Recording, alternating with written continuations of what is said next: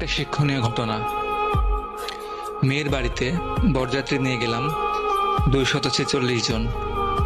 মেয়ের বাবা মানে আমার হবু শ্বশুর মশাই আমাকে আড়ালে নিয়ে গিয়ে জিজ্ঞেস করলো, বাবা তোমাদের তো আসার কথা ছিল 100 জন।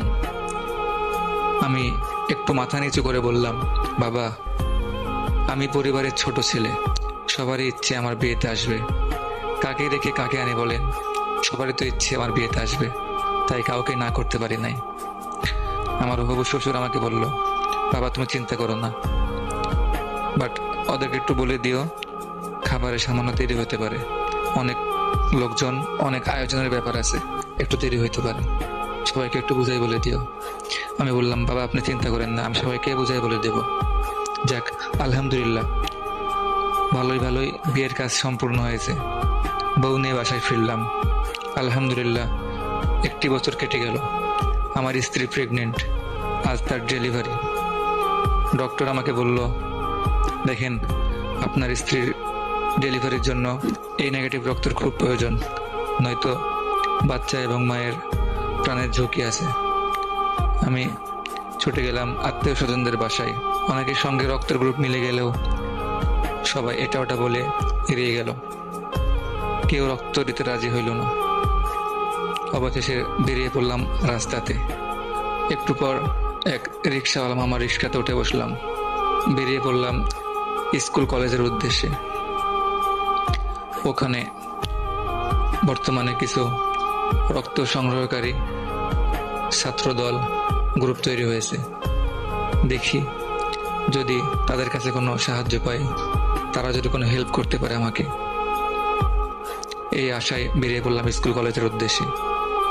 কিছু দূর যাওয়ার পরে রিক্সাওয়ালা মামা আমাকে জিজ্ঞেস করলো, মামা আপনাকে দেখতেছি অনেকক্ষণ ধরে ছটফট করতেছেন, একটু বলবেন আপনার কি হয়েছে? আপনি কি খুব টেনশনে আছেন?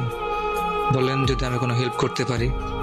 আমি মনে মনে ভাবলাম, এই তো একটা সামান্য রিক্সা চালক, এনাকে বলে কি লাভ? আমি বললাম, না মামা কোনো প্রবলেম নেই, আপনি যান। কিছুক্ষণ পর সামান্য একটু দূরে যাওয়ার পরে, আবারও কিছু দূর যাওয়ার পরে মামা আমাকে আবারও জিজ্ঞেস করলো, দেখেন মামা আমি আপনাকে দেখে খুব ভালো করে বুঝতে পারতেছি আপনি অনেক টেনশনে আছেন, অনেক চিন্তা করতেছেন, একটু বলবেন প্লিজ যদি আমি কোনো হেল্প করতে পারি।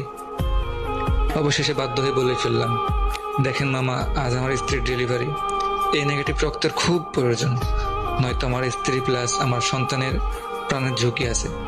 রিক্সাওয়ালা মামা হালকা মুচকি এসে বলল, মামা এই কথাটা একটু আগে বললেই পারতেন। আমি বললাম, কেন? আমারও এই নেগেটিভ রক্ত, চলেন রক্ত আমি দেব। শেষমেশ রিক্সাওয়ালা মামার রক্ত দিয়ে আমার স্ত্রীর ডেলিভারির কাজ সম্পূর্ণ হইল। আলহামদুলিল্লাহ আমার স্ত্রী, আমার সন্তান সম্পূর্ণ সুস্থ এবং হেলদি। কেবিন থেকে বেরিয়ে আমি রিক্সাওয়ালা মামাকে বললাম, মামা এই টাকাগুলো রাখেন, কিছু কিনে খাইন। মামা বলল, দেখেন মামা যদি আমি এই টাকাগুলো নেই তাহলে আমি স্বার্থপর হয়ে যাব। আমি অবাক হয়ে তাকিয়ে থাকলাম। জিজ্ঞেস করলাম, কেন মামা? বলল, দেখেন আপন তো সেই যে আপনার বিপদে আপনার পাশে থাকবে। আপনাকে দেখে তো মনে হচ্ছে আপনি মোটামুটি টাকা পয়সাওয়ালা, তো আপনার তো তাহলে অনেক আত্মীয় স্বজন বন্ধু বান্ধব থাকার কথা, কিন্তু আপনি রাস্তায় রাস্তায় ঘুরতেছিলেন আপনার স্ত্রীর ডেলিভারি রক্তের জন্য, স্কুল কলেজে যাচ্ছিলেন, আরও কোথায় কোথায় ছুটে বেড়াচ্ছিলেন, কিন্তু কই কেউ তো আপনার পাশে এসে দাঁড়ায় নাই। যারা আপনার সাথে আসে নাই, তারা আপনার খোঁজটা আজকে নাই, তারা আপনার এই বিপদের সময় আপনার পাশে নেই। বুঝে নিবেন তারা সবাই স্বার্থপর। আজকে যদি আপনার থেকে আমি টাকাটা নিই তাহলে আমিও স্বার্থপর হয়ে যাব। আমি স্বার্থের জন্য আপনার পাশে দাঁড়িয়েছি, তাই ভাববো আমি স্বার্থের জন্য রক্ত দিয়েছি, সেটা মনে হবে আমার। আমি কোনো স্বার্থপর না। স্বার্থের জন্য যারা কাজ করে তারা কখনো আপন হয় না। তারা আজ আছে কাল নেই। আপনার স্বার্থ আছে, তারাও আছে। আপনার সামর্থ্য শেষ, আপনার স্বার্থ শেষ, আপনার কাছে আপনি নিঃস্ব হয়ে গেছেন, দেখবেন তারা স্বার্থপর, তারা কেউ আপনার পাশে নেই, তারা কেউ আপনার বিপদে আপনাকে হেল্প করবে না। তো মামা, আমি টাকাগুলো নিতে পারবো না, আপনি প্লিজ আপনারা ভালো থাকবেন, এটাই আমি দোয়া করি। আমি গেলাম। এই বলে মামা চলে গেল।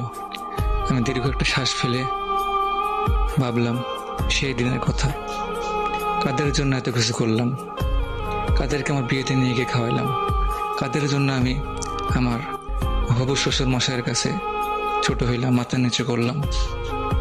আজ তারা কেউ আমার পাশে নেই, তাদের কাউকে আমি খুঁজে পেলাম না আমার বিপদের সময়। তো আশা করি ভিডিওটা আপনাদের কাছে ভালো লাগছে। আজকের ভিডিওটা এই পর্যন্তই।